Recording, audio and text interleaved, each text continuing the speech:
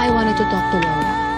But then, I heard she and Ina are keeping a secret. Dapat sinugod mo pa rin sila. Parang na-confront mo sila about it.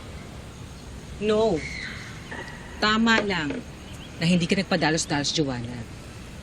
The fact na gustong itago ng lola mo only means na hindi mo siya basta mapapaamin.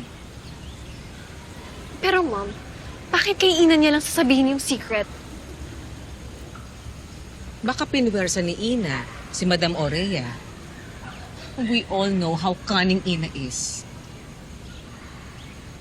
And most probably, siya rin talaga yung magbe-benefit from whatever it is Mamoria side.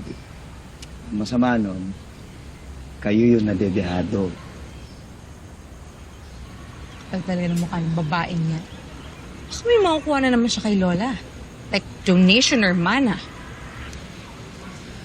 Don't worry, my dear. Your Tito Charlie and I are going to take care of this.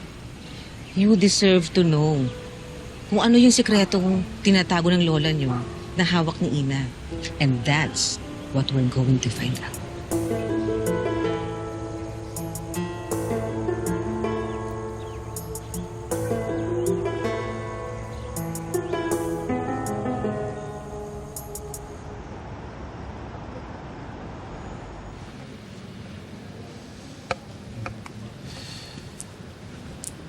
Ina,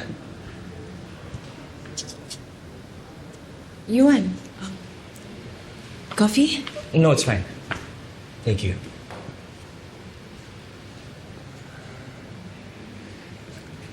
Nga pala, about what happened the other day. Ayoko nang maalala yun. Right. Nabigla rin lang naman ako eh. It was nothing. Sana you don't get the wrong impression. You don't have to explain anything. May mas importante naman tayong concern, di ba?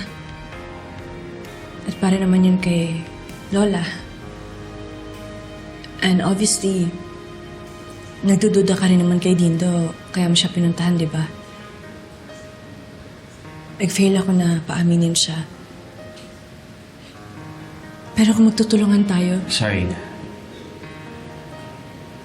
Sinabi ko na sa'yo, don't get the wrong impression. Hindi tayo magkakampi.